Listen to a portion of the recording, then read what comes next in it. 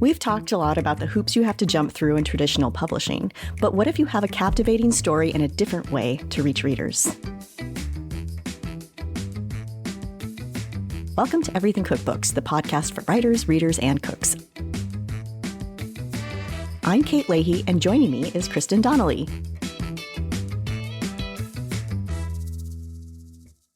Hey, Kristin. Hey, Kate. There's so many ways to find your people, and one of the things about the guest we're going to bring on today is she has a really amazing story about how she not only finds her people and her audience, but keeps engaging in them year in, year out. And this comes out of grief as well, and something that we don't really talk about much on the podcast. Our guest today is Barkha Cardoz. She's had I would say, Kristin, would this be like an atypical journey towards cookbook authorship? For sure, especially because I feel like we do talk to a lot of people who either have always wanted to be a cookbook author or they've worked for a long time in the food business. So this is more of an unexpected change that, like you said, came out of, seems like a life phase change, but also deep grief. She spent most of her career prior to 2020 supporting her husband, who's the late chef Floyd Cardoz. He passed away in 2020, and after this unexpected death, she was really forced to grapple with, her identity as a human in the world, as somebody involved in business, as somebody who just, needed to survive. And what's really interesting is I think like the first milestone in this journey happened to be carrying on with these spice blends that she was developing with Floyd before he passed. Those ended up becoming the cornerstone of a really small but mighty book called With Love and Masalas. But there's more book story where that came from. So let's get into it with Barkha Cardoz. Welcome to Everything Cookbooks, Barkha. Thank you for having me. I am really, really excited to be here. Thank you. Absolutely. Well, we want to talk to you about cookbook publishing because your route into cookbook publishing is very different than I think most people would ever expect. But let's just back up and talk about how you even got into this alternative publishing journey. So in 2019, my husband Floyd and I started working on masalas with Burlap and Barrel. When we started that, the focus was that I would run with it because this was my baby that I thought of like maybe 15 years ago. But, life makes you do other stuff that's more important, raising a family. So I got into doing the spice blends with Burlap and Barrel with Ethan Fish and Ori. Floyd had promised me that while I was doing that, he would help me test the masalas. He said he would write recipes for me so that I'd have, things to put out with it. It was a collaboration. We were working on it together. And then after he passed away in 2020, I realized like I was the one that was driving this car and he had a back seat. And so I had to go on with whatever I was doing. And initially it was just everything that we did with writing, small recipes or telling people how to use it, till we realized that almost every day, if it wasn't Burlap and Barrel's team, it was me that was getting DMs from people saying, hey, this is great, but I'm afraid to use it. I don't know how to use it. Should I use a quarter teaspoon? Should I, just details. And I think that's when Ethan and I realized that the only way we could help everybody use the recipes without fear was giving them some kind of valid recipes with quantities and, just a whole step-by-step instruction manual on how to use them. We started uploading some of those recipes online on our websites, and we realized that it still wasn't enough. And so I think Ethan then convinced me, it's like, why don't you write a little booklet, he said, of a few recipes for each of the masalas. And, we'll see if we put it out on our websites. That's so interesting because you have this great product, these masala blends that you developed with Burlap and Barrel. But then there was this pain point where people didn't know what to do with them. They didn't know how much. They lacked sort of like that knack that for you, it probably felt a little obvious how you would use them. Yeah, it's so strange because when you grow up with taking it for granted that this is our cuisine, this is how we cook it, I realized that our market was not just the South Asians or the Indians. It was everyday American kitchens, American households, moms that were cooking that had exposure to Indian food and flavors, but needed something else, needed a little bit of a more open, I would say almost menu to work from, and not just the typical palak paneer and chicken tikka masala and, making rice. So I think the easiest thing that we thought about was, how do I cook with it? Mm-hmm. So almost selfishly, this cookbook was written not just for everyone that was using the masalas, but also for my own immediate family, for my boys, for my nieces and nephews that said, oh, we know how to use it. We know what the flavors are supposed to be, but we don't know like the step-by-step for doing it. And so I think we just wrote it with that mindset of like, if you came to my home to eat, and if I was using the masalas and cooking for you, what were the dishes that I would put out as everyday food or for special occasions? And when we first wrote down the different recipes or the different dishes that you could make, I think we had about 150 recipes. Oh my gosh. Wow, amazing. I still have a lot to go through. Yeah. Will this be a series then? It was just names of recipes that I'm like, oh, you can make this with this. This is easy enough, stuff like that. And then we realized that we didn't want to write a cookbook, because then it was like, how are we going to publish it? Where are we going to go with it? How are we going to put it out there? And I did realize that this wasn't where I grew up as, a chef in a kitchen, in a commercial kitchen. I was a home cook, even though I have I have the background, I have the learning, but it wasn't something I did for a living. And so I wasn't sure if people would be comfortable with me writing a 200 or 100 recipe cookbook and, who would buy it. Also, the fact that this was going to limit you to how you cooked, because it was very heavily based on the masalas being used. So we knew that our audience was kind of starting out limited with the people that knew of the masalas and the people that bought the masalas from the websites. And so it made it so clear and simple that let's start with about 30, 35 recipes to give people an idea that, okay, you can use it for these basic recipes, but also with the mindset that let's put it also at a price point where people will not think twice to pick it up when they're picking up the masalas. Mm-hmm. And so I think that was our main goal, is to give people access to recipes that were easy to use, easy to cook.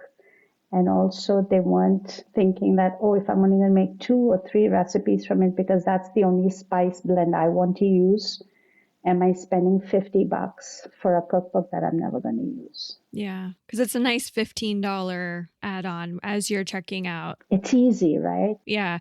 And it is very appealing in a way to have it curated down to 30 some recipes. Yeah, and it's not like, I feel most cookbook recipes that I've cooked, or I've bought a cookbook because it looks amazing, I love the author, or I like, the cuisine that they're going into, I probably will cook 2 or 3 recipes from that cookbook. Mm-hmm. I look at everything and then I'm like, this is too intimidating, or this is too time consuming, or whatever.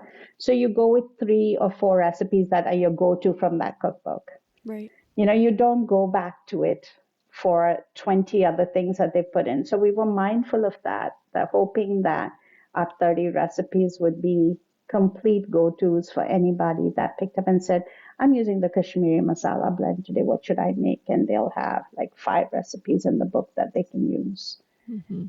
Well, and that's one of the things about this book is that it's really packed with useful information, even though it's under 100 pages. You have your 34 recipes, but you have this really hardworking but brief ingredient section outside of explaining the masalas. That's really helpful. Just like breaking down the types of dal and the different names you'll come across in a grocery store. And all that information is just easy to read. And I know how hard it is to distill information down to make it feel effortless like that. So one thing that I thought was interesting is in the beginning of the book, you say, writing even a mini cookbook requires nerves of steel and tons of patience. At the start of this beautiful project, I had neither. This leaves me with plenty of people to thank. So just take us back a little bit to taking on this project and going forward with it. Ooh. The person that I owe all the credit to for this book being completed is Jacqueline Raposo.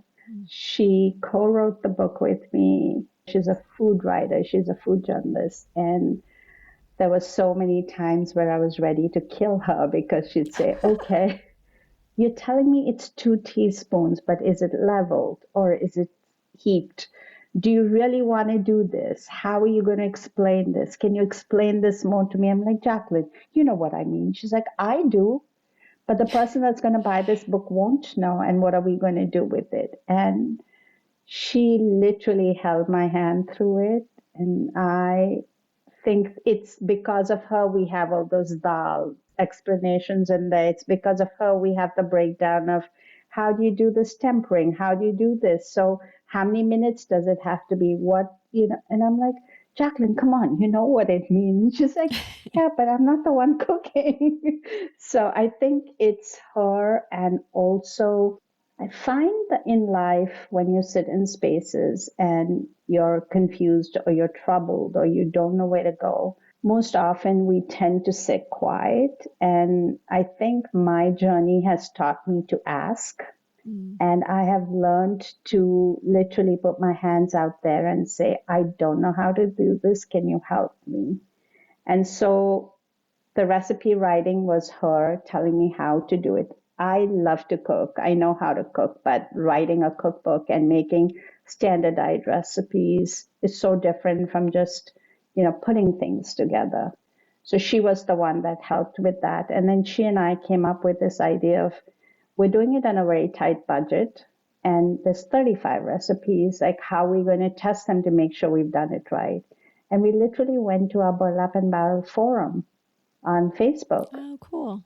And we just put it out there saying, hey, you all have been asking for recipes. We're writing this cookbook, but now we need your help. Which one of you is ready to take on some recipe testing for us? And literally, I had so many people sign up that in the end, we had to say no to some because we had already given it away to others to do it. So each recipe was tested by at least 4 to 5 people. Wow. They came back with their takes on it. They came back with how they felt. Jacqueline put it all together. She did all the work. I was like, Jacqueline, I'm going to have to run if you make me do this. And she's like, I got it.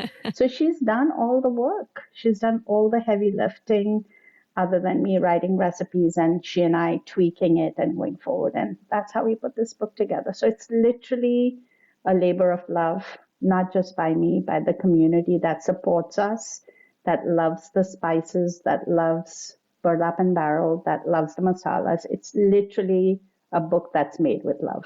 Wow. Take me back a little bit to the relationship with Burlap and Barrel. Ethan and Ori are such interesting people. And I think I read that Ethan worked for your husband years ago, well before he got into the spice business. So tell us a little bit about the relationship with Burlap and Barrel, because it is a very unique partnership to have a successful, say, product that it also makes sense in an editorial capacity in a cookbook.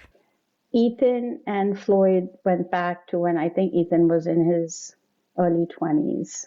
That's when he worked for Floyd, and then he went on to go study in London, and he worked somewhere else. But he was working for a not-for-profit out of Afghanistan, and he would come back home to New York, and he would bring back the wild mountain cumin. It was something that, because he says growing up in a regular American family here, flavors were very limited.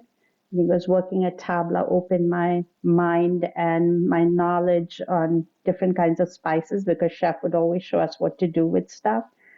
And so when he went to Afghanistan, he realized that there was this cumin growing, that he'd bring it back. And then, he reached out to Floyd, and Floyd was like, yeah, I'll use it, but I don't know. But they kept in touch. That was Floyd's way of keeping in touch with his family, Tabla family.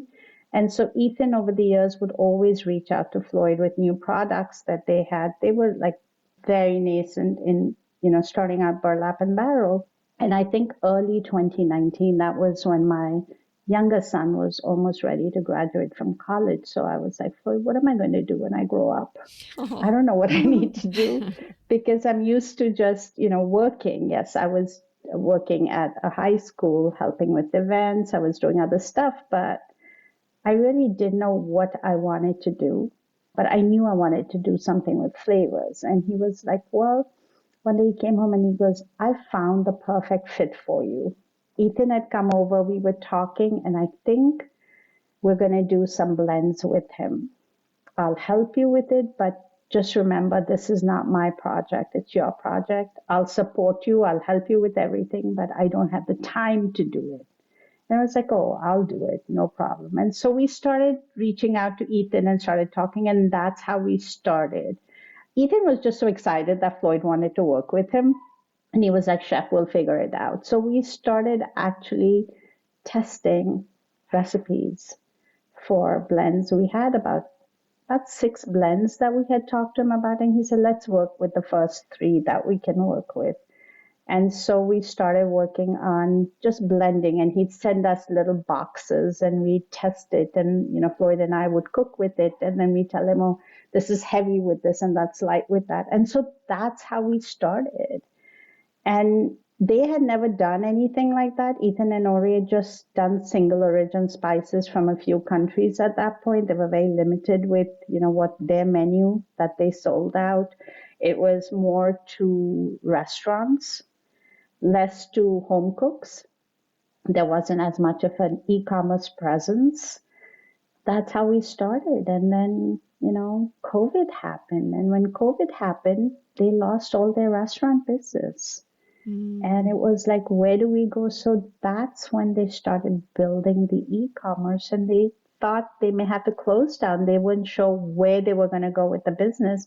And all of a sudden, it was like there were so many people that were just craving for flavors and food and wanted to cook at home. And then they started buying online. So we were the first collaboration that they did to do any kind of blends in their business, in their company. And it has just worked out so wonderfully for them and for us because there's so much respect and love that goes into whatever we do. There's a lot of trust and there's a lot of openness. So if something's not working for me, I have the freedom and flexibility to say, hey, this doesn't work. I'm not liking this, or this is not what makes sense. And also for them to come back and say, we'd love to do what you want us to do, but practically and financially it doesn't make sense, or this makes more sense. And so there's a very open communication between all of us. And I think that's what makes it work. But I think the first thing is mutual respect. Sounds like a perfect collaboration in that way. It really does. Yeah. When they originally said to you, let's do this cookbook, then what were you thinking at first?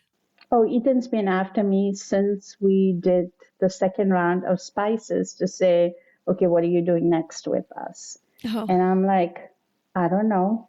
Is there anything else we can do? And he's like, well, why don't you think about writing a cookbook?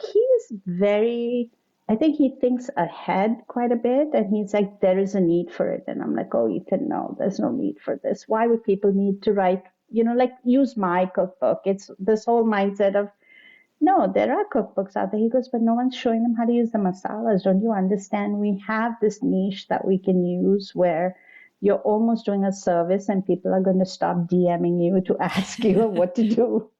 And I'm like, that makes sense, but I don't know. I don't think it's my space. I shouldn't be doing this. And he goes, why not? because every time we need any kind of explanation on the recipe, you're the first one that reacts to everyone's questions on Facebook, on our forum, why you're not putting it down in print. And I'm like, yeah, but who's going to print my book? Who's going to do this? Who's going to do the photos? And he goes, why don't we just self-print? Yeah. Oh. And for me, that was like, how can we do that? And he goes, why not? Right. Yeah. Do you know how they work on the back end with like printing and? Well, to start with, the book was put together by, again, this amazing human being called Seaton Rossini that does all their layouts for them. Okay. And Seaton has done cookbooks before, and I didn't know that. Okay. And Seaton's the one that actually did some other work with us. So when I wrote the recipes down and it was like, okay, what are we doing with these recipes? Who's going to do the layout? And they're like, we have Seaton. Seaton's going to do it for us. And Seaton and I had worked on finalizing the labels for the masalas and, doing all the copywriting that goes on the sides of the label. She had done all that work with us. And she knew me and she was like, I would love to be a part of this, even to do the photographs.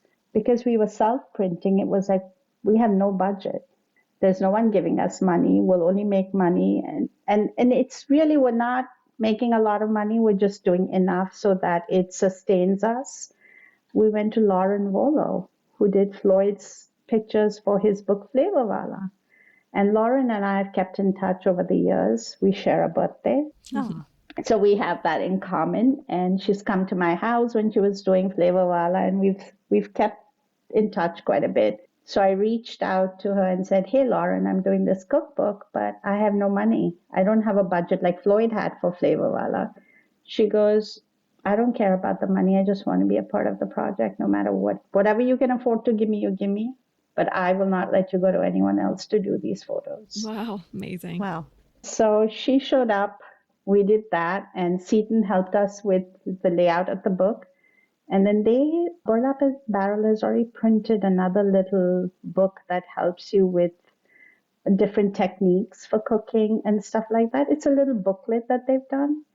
And so Ethan said, my team's going to reach out to them and see if they'll do the book. And they were more than excited to do it. So it's like, when you have the right intentions, somehow things just fall into place because it's meant to be. Yeah. And so that's how the book came along. And they actually printed a lot of copies at once that they warehouse to ship out, right? Because there's also a model called print on demand where when somebody orders it, it gets printed. Yeah, we did the first lot I think we did about 5,000 copies. Okay. Nice number. Yeah. And that was for the holidays and we sold out of it. Amazing. Wow. We did a second print. Mm-hmm. So we do have, the minimums that we have to do. Sure. And then Burlap and Barrel holds inventory. Got it. Yeah. So they hold the inventory and then it gets sold from their website.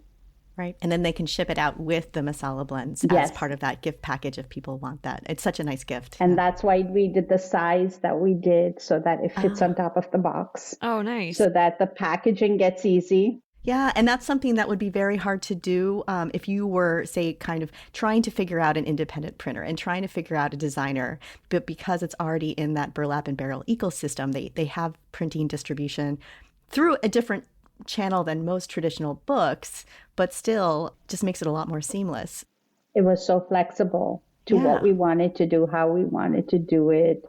We didn't want to do a hardcover, because that would increase the cost and there was no need for us to do that. And I'm like, can we do a size that actually fits on top of the box so that when you're shipping, you don't have special boxes to ship it.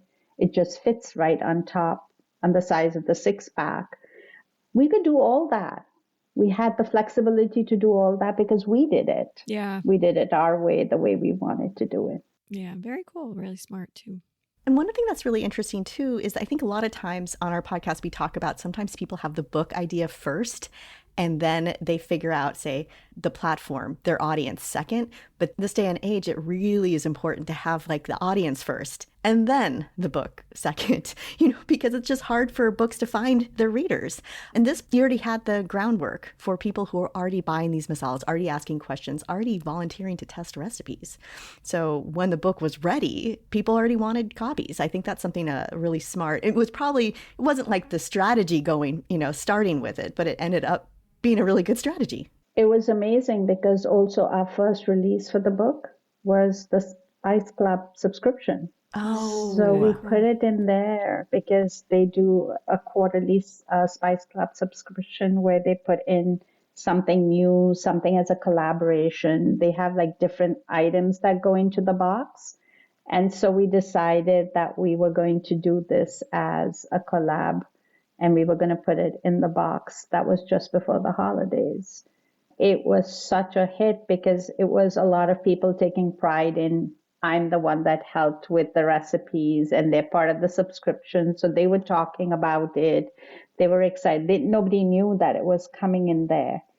And then we had once they do the unveiling of what's in the box, they also do like one of those meets, a Zoom call where people get on the call that have got the subscription and have conversations with everyone that's done is part of the collab. So I went on that call. And it was just so sweet to see the amount of love that was coming through. People were so excited that we'd done this. And, they were already talking about, especially the people that had helped us with the recipe testing who came on and said, these recipes from your cookbook are now favorites in my house because while I was cooking it and testing for you, I had my kids try it and my husband try it and my wife tried and they loved it. But, someone found it too spicy, so we've tweaked it because now I know what to do. And it was just mind-blowing to watch people take to it with such almost the sense of ownership to say, it's not just your book, it's our book. Mm-hmm. And that makes such a difference. That's really cool. Very community. Yeah. And is it only distributed online or do you know if they sell it in some stores as well? We are working on trying to sell it in stores. That's my job now to put it out there, which I'm going to do very soon because we also realize that, we have a large audience through the community, the Burlap and Barrel community, but there would be a lot of places where this could be sold. I have a feeling it's one-of-a-kind cookbooks because of the fact that it's driven by the masalas. Mm-hmm. So it's also going to be limiting to put it in normal cookbook stores or bookstores because it's like nobody's going to buy it if they don't know what the spice blends are. Like you have to have the spice blends to cook with it. So I'm going to try and develop the space of going into, smaller stores that carry cookbooks, but they also carry like other kinds of food products and stuff like that. I think that's my target audience now for 2025 to reach out to them to start out in the North Carolina area because that's where I live to say like, hey, I could do a cooking session for you. I could do a demo. I could do stuff like that. If you're interested, let's see if we can, there is an audience that might want to pick up this cookbook with the spice blends. What's funny is our local bookshop actually sells Burlap and Barrel spices in the cookbook section. There you go. Yeah. Oh. So there are a lot of them doing that now, right? Yeah. And they're merchandised together. Yeah. Oh, that's interesting. And it's just an indie bookshop, and they'll sometimes do deals. Like if you buy a spice and a book, you get 10% off your whole order or something like that, Cool. We're looking at that. We have that online anyways. For the holidays, we'd put it out.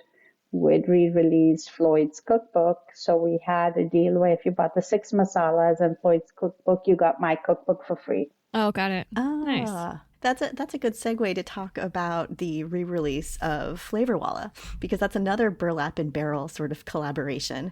And this is really interesting because both Kristin and I have had books that have gone out of print or about to go out of print. And it leaves you with this feeling of like, there's so much of a person and a story behind a book. And it's just like, is that really it?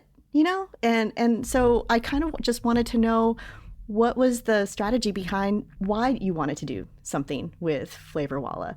2020, when we did release the masalas, I was sitting in a space of how can I hold on to Floyd any which way. Yes, the spices were then. Ethan, again, he's always thinking outside the box. He was like, there should be some more of chef's books around. Let's see where they are. So we reached out to Artisan, and they said they had about 1,000 or 1,100 copies left with them. And at that point, I spoke to them and I said, hey, I can't buy all of them. I don't know if we have a forum to sell them. We're going to try and sell it on Burlap and Barrel's website. Would you mind holding them and not giving them out to anybody else? And they were very kind and they said, that's fine as long as we have a window of how long you're going to take to buy the rest of the books. And so we said, how about if you give us a year? And they were like, fine, that's it. So we were buying. And then we thought about it and said, why would anybody just buy the book for the sake of buying it? So what we did was we would buy them 100 at a time, and they would be shipped to my house in New Jersey. And I'd put in a little handwritten quote in there about what Floyd was talking about, flavors and spices, and then I'd repack the books and ship them to Burlap and Barrel's warehouse distribution center. And we put it out to say that there was a personal note in there from me. We sold out of the 1,100 books that holiday season. Wow. Yeah. And I have times when I would be sitting up till 2:00 in the morning just writing the note in, because I was like, I need to get these books out of the house tomorrow or day after or whatever. When that happened is when we realized that people, like you said, there is a sense of, we didn't know this book was around because it was a 2016 release and this was 2020. So everything becomes old news really quickly. Mm-hmm. And so we had put it back in people's space and mindsets to say this book is out there. And that's when we sold out of those 1,100, people were still asking for the book. And we're like, we're done with it. So we thought about it, and I had this feeling, like you said, of like, what then, right? The book is gone. They may be available at small indie stores, but that's where it will be, and we won't have any more access to it. But I didn't want to put out the book in the past. Mm-hmm. And my cookbook wasn't even on the horizon at that point. Mm. We reached out to Artisan and we spoke with Judy Prey over there and her team, and they thought about it and they said, we could reprint for you. I said, but you'll reprint and we want to own them. I don't want it to go out anywhere else. Oh. We want to hold them. So they gave us the minimum that we had to buy. I said, can we put in a little bit, there's just a little something about Floyd inside. And she said, we can change that. The insides cannot be changed, but you could do something on the cover if you want to. And so that got us going to say, you mean we can change the cover? She said, well, if you can change the layout of the cover, you can't change the name, you can't do, but, we'll accommodate you and we'll reprint a new cover for you. And so we, at that point, were working with rebranding the labels on the masalas. And we were going to make it more bright and lively with the colors that were part of Bombay Bread Bar in Soho before we closed it. And so it was like, oh my God, why are we not using these colors on the book? Mm-hmm. And while we were planning that, we started talking about my cookbook. So it was like, okay, we had visions of everything working together. And so we went ahead and we changed the cover on Floyd's book, and I got some of his really dear friends that are in the food business to give us a little quote to put on the book.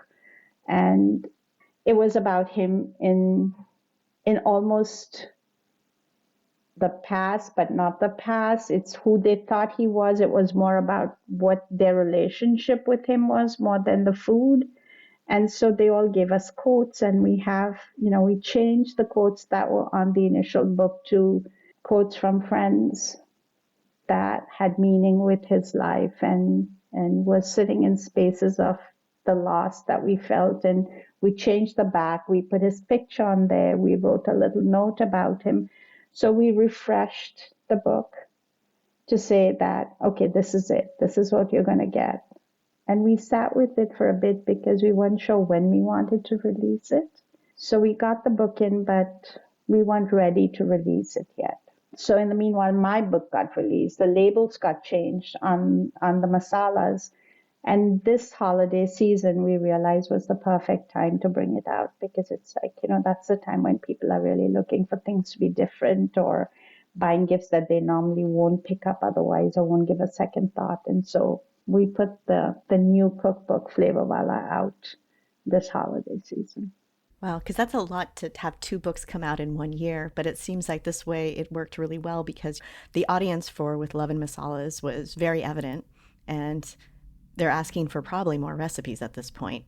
And the recipes in Flavorwalla are very different, but it's still in the spirit of exploring flavor and cooking just things that people hadn't just want new ideas for. So I could see them sort of dovetailing nicely. But Kristin and I were so amazed that putting out a new edition of a book, redesigning the cover, all that takes a lot of thought and a lot of collaboration with the publisher, because I don't know if all publishers would be so willing to do that. So they would think, oh, we'll reprint it. You give us all this money, we'll reprint it for you, but you can't even change the cover. I could see that happening very easily. Oh, Artisan has been amazing. And I think it goes back to legacies. It goes back to people. It goes back to relationships. I'm learning a lot about that from watching everyone that shows up, every space, every time, every situation that we get into. And I'm like, I wish Floyd was here because it would be different. And he shows up with people and he's like, I'm not here, but I'm here. Yeah. They're all going to show up and they're all going to help you and you're going to do it right. And Flavorwalla, the second life to it would not have happened if his relationships with Artisan, with Judy, with Allison, with everyone that works there was the way it was. They just wanted to celebrate him and they were like, we will make it happen. And it was a lot of work for them. It was a lot of work for us. But again, like I said, Seaton did the cookbook. She knew the colors that we were using on the labels. She knew what my cookbook colors when we were like, Seaton, we want to tie this all in together. And she showed up big time and she did it for us. Right. And for our listeners, there's the same blue is echoed throughout, the same sort of pops of mustard yellow. You could have these both next to each other on a shelf and they make sense together. Completely. And that was the intention, is like, this is family. This sticks together. Put this out there. And it's pretty, it's bright, it's vibrant. It adds a lot of color to your cookbook stash. Yeah. It does. And I'm just thinking of, living with Floyd while he was working on this book. You saw all the trials and tribulations. I'm sure he finished this book and said, I never want to write another one. I don't know. Did he say that? Because I know, like Kristin and I know how much work these books are. And at the end of it, you're thinking, oh, I'm done. But then, you start thinking, oh, but we could do more. We could do other recipes. Did you think watching him work on that book that you would never want to work on a cookbook? I said that when he did his first cookbook, One Spice, Two Spice, I was ready to kill him. And then he did Flavorwalla. And I was like, okay, I think when you do it for the first time, you don't know what to expect. So it's overwhelming. The second time around when he did this, I think he did this more out of a space of, this is my family cookbook because this is how I cook at home for the kids, or when we're tailgating or we have parties, or if it's whatever. That's the way his cookbook is set up. There was just something about him that he had an ease to. He just like literally whip it out of his head in the moment. Wow. I think for probably 2 or 3 days, he said no more cookbooks after he was done with it. And then he was ready to write another one. He was actually working on stuff. Oh, wow. He always had stuff going on in his head. So I'm sure there would have been another book that was out from, especially if he was sitting through COVID, sitting still with everything that went on, there would have definitely been another cookbook out for sure. I'm sure about that. So he didn't do it, but I did it. Yeah, he passed the baton to you. I did it in a different way. Before we let you go, I wanted to know, will you do With Love and Masalas Part 2? I'm hoping to. Because like I said, when we started writing out, what would be the recipes that we would put together for this book, There were over about 120 dishes that I was thinking of. And we just picked ones that we thought that wouldn't overwhelm people, that would be more for an ease of just opening the book and saying, I have all this at home, I can make it.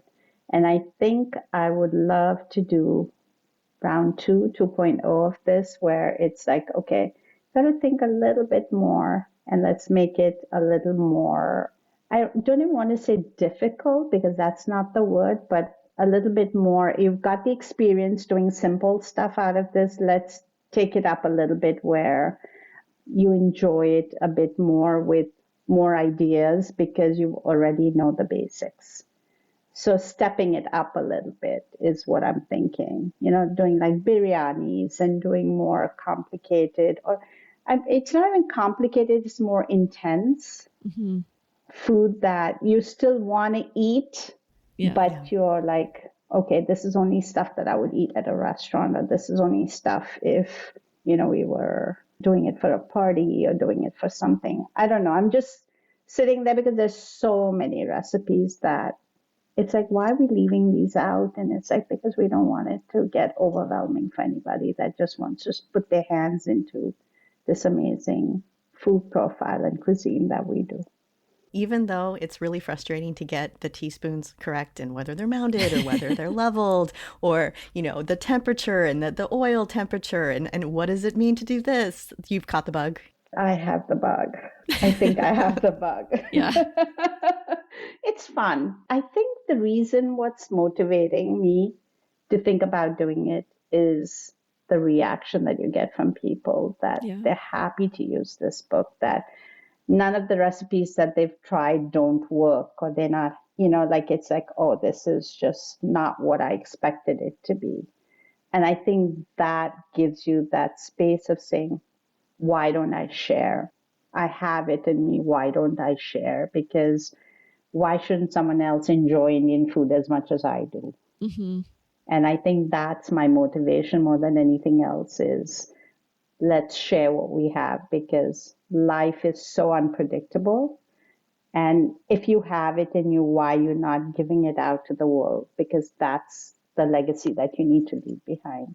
So I think that's the intention, is let's leave a bigger legacy for all of us to say, even 20 years down the road, when my kids pick up the book, they're like, I know Mom used to make that for us, kind of thing. So I might do it. Yeah. Beautiful sentiment. Yeah, beautiful sentiments to close this interview with. Barkha, thank you so much for spending time talking with us. We will be looking out for part 2 when you're ready. Thank you so much. And thank you for having me. This has been fun. Thanks for listening to today's show. If you have a question, a comment, or a guest suggestion, contact us at everythingcookbooks.com. We rely on listener support to keep going, and here are ways to help. Subscribe on Apple Podcasts, Spotify, or wherever you listen, and leave us a 5-star rating and a review.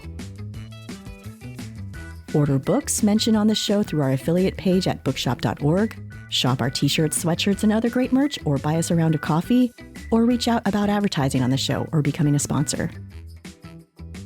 Thank you to our editor, Abby Cirquitella, and until next time, keep on writing, reading, and cooking.